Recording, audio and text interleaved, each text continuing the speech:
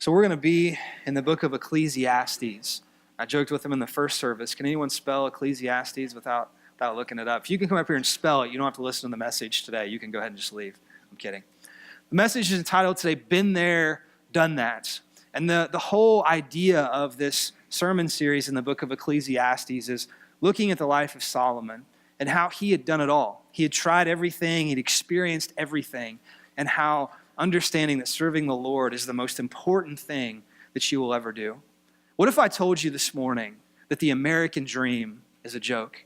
What if I told you that everything that society says will make you happy will actually leave you empty and depressed? What if I told you that the chase for money and fame and pleasure and more stuff isn't the road to happiness? What if I told you that if we were smart as human beings, we would learn from our past? We would learn from history. We would stop repeating the same things over and over again. What if we realized today that the world has it all backwards? Would you believe me? We begin a study today that I believe is absolutely going to rock your world. A study in the book of the Bible written by King Solomon. See, the book of Ecclesiastes is a dramatic autobiography of King Solomon's life when he was away from God. This book of the Bible speaks of Solomon's foolishness to think that pleasure and money and the things of this world could make him happy and satisfy him in his life. See, Solomon had tried it all, from science to the laws of nature to wisdom and philosophy. He tried pleasure and materialism and the idea of just living in the moment and living life to the fullest. Throughout this book of the Bible, he talks about how all of this stuff, all of the things of this world, the things that he had tried to stuff into his life and give him purpose and meaning, they left him empty and left him broken. This study is going to be a huge challenge to you, a challenge that says, are you willing to learn from Solomon's life? Are you willing, church, to be honest with yourself, to be honest with our Heavenly Father, and understand what is it in your life that you value the most? Are you willing to live a life that says, serving God is the most important thing that I can do with my time upon this earth? Well, with that said, I want to go ahead and go to our text today. We're actually going to start in verse 2, and we're going to read on to verse 11. And starting out this book of the Bible in Ecclesiastes, this section is entitled, Everything is Meaningless. And this is what Solomon writes. He says, everything is meaningless, says the teacher, completely meaningless. What do people get for all their hard work under the sun? Generations come and generations go, but the earth never changes. The sun rises and the sun sets. Then it hurries around to rise again. The wind blows south and then turns north. Around and around it goes, blowing in circles. Rivers run into the sea, but the sea is never full. Then the water returns again to the rivers and flows out again to the sea. Everything is worrisome beyond description. No matter how much we see, we are never satisfied. No matter how much we hear, we are never content. Last couple verses here. History merely repeats itself. It has all been done before. Nothing under the sun is truly new. Sometimes people say, here's something new, but actually it is old. Nothing is ever truly new. Then the last verse. We don't remember what happened in the past, and in future generations, no one will remember what we are doing now. So Solomon refers to himself here as teacher. If you don't know much about Solomon and his life, I'm here to tell you that Solomon had it all. I mean, he literally had everything that you could want as a human being. He had a good reputation. He had wisdom. He had vast riches. He had power. He had everything that human beings think that they want. He discusses the complete emptiness that this world has to offer us. His whole purpose in writing this book of the Bible is to get you and I to realize that life is simply meaningless apart from God. Serving the Lord and living for Him is the only thing that will make your life complete. I want to go ahead and I want to teach on these 11 verses today. And I want you to get your notes today. I have 3 things, 3 ways that I want to teach through this message and 3 major themes that Solomon is giving us through these 11 verses. So if you have your bulletin today, get that out now. Write these things down. Take some notes. I think you're going to learn a lot from this text. First of all, I want you to write down simply, don't waste your life. Number one is don't waste your life. He starts out by saying, everything is meaningless. Everything is meaningless. Well, as I read that this week, I started to think to myself, what does a wasted life look like? How do I know if I'm wasting my life, my time upon this earth? Well, let me kind of try and paint a picture in your minds to really get us to start thinking about this. I spoke with a pastor one time of a church that's very close to the beach. And when we go on vacation, we visit a church in Myrtle Beach, and I was talking to the pastor of this church one Sunday. And we were just chatting back and forth a little bit, just kind of small talking. And as pastors talk to pastors, there's two common questions that we ask one another. First and foremost, how is God blessing your church? And we talk about that, we celebrate that. And then the second natural question would be what? What are some of the struggles? What are some of the things that you're dealing with at your church? What is the biggest challenge that your church is facing right now? Well, this pastor began to say, he said, honestly, right now our biggest challenge are senior adults. Let me explain to you how he explained this to me. He said, we get a lot of senior adults moving to the beach. They're retired. Their kids have obviously grown and their kids are out living their lives. Their lives now are very empty, speaking of the senior adults. No more work, no more kids to take care of, no more real purpose to their lives. So we see them moving to the beach with this thought of thinking that the beach is going to be this amazing place for them to live their final years. They have these great memories of bringing their kids to the beach, and in their minds, they think that life is going to be great and they're going to have a lot of purpose to their lives coming and living at the beach their last few years upon this earth. The pastor went on to say that what they were seeing from these senior adults moving to the beach was a deep depression, is that these people, these senior adults, were tremendously sad and they had lost so much purpose in their lives. Basically, apart from their jobs, apart from their kids, they had lost their meaning to life. And the struggle that the church was having was trying to get these people to realize that buying an oceanfront condo was not the answer to their problems, that moving to the beach was not going to give them the purpose that their lives desired, but instead, serving the Lord the rest of their days upon this earth was the only way that they would find purpose and meaning to their life.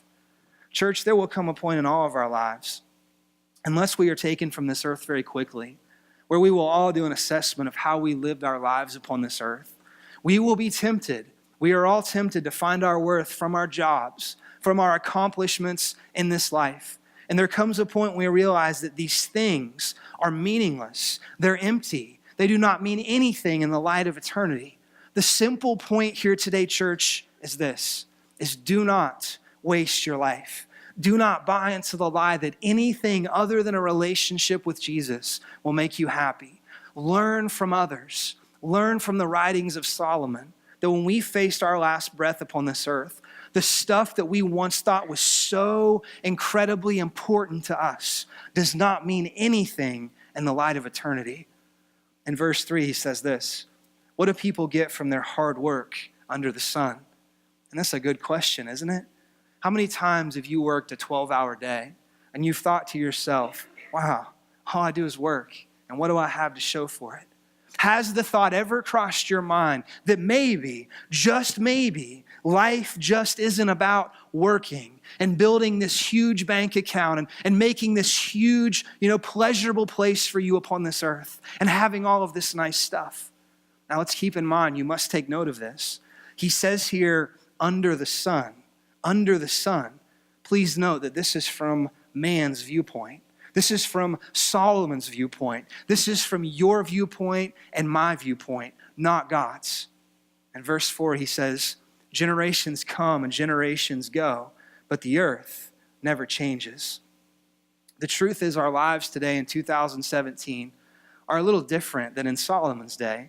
If this were Solomon's day, if he was alive today, he would get out his iPhone and he would open his Twitter account and he would tweet, what are some of my thoughts about what life is about? He would ponder and he would put those thoughts out there on social media.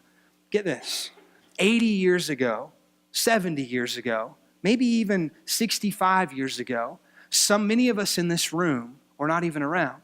And get this, 80 years from now, 70 years from now, maybe even next Sunday, none of us will not be around. Solomon reflects and he says, people come and people go. Or maybe better understood this way for you and I this morning, life is short. Our life upon this earth is so short. Why do we miss this simple truth of life? We are a complete failure in life if our only goal is to live in luxury. This harsh reality that life is short. Why do we spend such few amount of hours doing the things in life that really matter? Now we're going to get into some very interesting things Solomon observed in his life while studying science. This is a big part of his life. And in verses 5-7, this is what we read. He says, the sun rises and the sun sets. Then it hurries around to rise again. The wind blows south and then turns north. Around and around it goes, blowing in circles. Rivers run into the sea, but the sea is never full. Then the water returns again to the rivers and flows out again to the sea. These are things that Solomon studied in the laws of nature. It's interesting to me that these are still the basics of the studies of science to this very day. Let me weigh in on this for just a moment. Some of the things that Solomon points out in verses 5-7. First, he says the sun rises and the sun sets, and then hurries around to rise again. There is a tendency for us to take for granted and to just depend upon the sun rising and the sun setting. But men for all ages have seen the same thing happening all around the world, and we take it for granted. The sun setting. It's simply amazing to see God's creation at work, but it's something that is so easily taken for granted. Solomon had studied the patterns of the wind, and still today we study the direction of the wind to predict our weather patterns. Then he says rivers run into the sea, but the sea is never full. Then the water returns again to the rivers and flows out again to the sea. Not to bore you, but Solomon is speaking of the laws of nature, the scientific things that we still study today in 2017. Very interesting. But let me put it to you this way. A lot of people, many people will try and find fulfillment or purpose in life by trying to understand and putting an explanation to the things that we see every day. Instead of trusting that God is the creator of everything, that God is the creator of the sun, that God is the one who is behind the wind, that God is the breath in your lungs today, we try and put an answer to it. We try and figure these things out. Instead of having faith that God is the giver of life, He's the sustainer of life. He is the creator of all things. We spend our lives racking our brains and worrying about this stuff and trying to figure things out that our minds can't even understand. Now we get to the second point here. Solomon raises up a thought or a question, and it's what I want to word to you in your second blank today. And I want you to ask yourself this question. Number 2 is your life satisfying? Is your life satisfying? Going back to verse 8, this is what he says. Everything is worrisome beyond description. Anybody worry in the room today? Anybody? Everybody's lying. We worry all the time. Worrisome beyond description. No matter how much we see, we are never satisfied. No matter how much we hear, we are not content. Think about that statement for a moment. Think about it. No matter how much our eyes see, no matter how much stuff we get, no matter how much we hear, our lives are never content. The second point today of asking yourself the question, is my life satisfying, is a question that man has wrestled with forever. It's interesting to me that our lives in 2017 have never before been so stimulated with stuff. Meaning, we are constantly overloaded with things to buy in our society today. The desire to acquire is literally at our fingertips every single moment of every single day. Just in the past few years, everybody has a smartphone. I thought the world was coming to an end when my dad came to me one day and said, I think I need an iPhone. I'm like, Dad, I don't think you do. I think you can handle your flip phone for the rest of your life. You're good to go. But I thought the world was coming to an end. But the truth is, everybody in this room has a smartphone, has a computer. We are overloaded with stuff. We are tempted all the time to buy things and to look at things. A phone that can deliver to you whatever you want. The internet is with you at all times. If you decide you want to browse and buy something, it's there for you anytime. But see what Solomon noted and what you've probably noted in your life as well, is your eyes are never content. Do you ever close Facebook up and say, I'm content. I don't need to look at Facebook anymore. Do you ever close your eBay app and say, I'm content. I don't need to buy anything else. We always want more. How many of you like to travel and sightsee? Anybody in the room today like to travel and sightsee? I sure do. I enjoy seeing creation and exploring and seeing new things. Most of us love to go new places and see new stuff. This is one of the great enjoyments of life. We live in a beautiful world, but we cannot ever see it all. There's no possible way to see everything in this world. The more we see, we are never satisfied. There is always more to see. There is always more to learn. And it can actually become frustrating in our lives. The physical universe is just too big for us. There's always more to see, and there's always more to learn. Many of us, many people today under the sun feel restless with their lives, and they're not at peace. So many people wrestle with the questions of, what is my purpose? What am I supposed to be doing with my life? When I come to the end of my life, and I look back over my life, am I going to be happy with the way that I spent my time? How do I deal with being tired?